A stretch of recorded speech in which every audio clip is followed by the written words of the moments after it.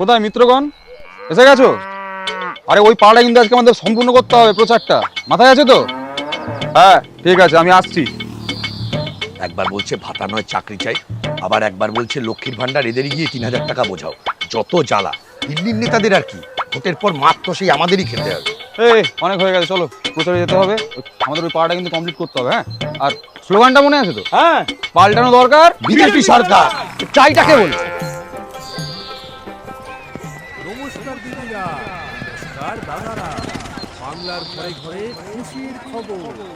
মাননীয় মুখ্যমন্ত্রী মমতা বন্দ্যোপাধ্যায়ের হাত ধরে বাংলা এবার আরো স্বনির্ভর। উন্নয়নের পাশাপাশি কিন্তু প্রকল্পে বাড়ানো হলো আরো 500 টাকা। এখন থেকে নমস্কার দিদিরা, আপনারা সবাই ভালো আছেন তো? নমস্কার, হ্যাঁ ভালো আছি, বলুন। বলছি এবার কিন্তু পাল্টাতে হবে। হ্যাঁ, আর পাল্টালেই অ্যাকাউন্টে ৩,০০০। হ্যাঁ দিদি, প্রতি মাসে ৩,০০০ টাকা করে পাবেন, এটা মোদিজির গ্যারান্টি। তুই বলবি না আমি বলবো? আমি কি বলবো, তুই বল। বলুন না দিদিরা, শুনি আপনাদের মন কি বাত। দিল্লিতে আপনারা বলেছিলেন ২,৫০০ টাকা করে দেবেন, কোথায় গেল? ১ বছর তো পেরিয়ে গেল, ২,৫০০ টাকা। সে কি? বোম্বেতে আমাদের পাড়ার একজন থাকে, সে বলল ঘরে টিভি থাকলে নাকি লক্ষ্মীর ভান্ডার দেওয়া যাবে না। সে তো 2 চাকা থাকলেও দেয় না।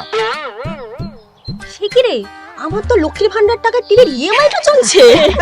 তুই এক কাজ কর, বেচে দে, নইলে ৩,০০০ টাকা পাবি না যে। আরে এটা একটু হালকা মিস্টেক হয়ে গেছিল। পশ্চিমবঙ্গে কোনো মিস্টেক হবে না, রামের দিব্যি। ও দাদা শুনুন না, বিহারে ১০,০০০ টাকা করে ভোটের আগে দেওয়া হলো, ভোট যেই চলে গেল নিয়েও নিল। এখানে বছরে ১৮,০০০ টাকা করে আমরা পাই, 1 মাসও মিস হয় না, এটা দিদির গ্যারান্টি।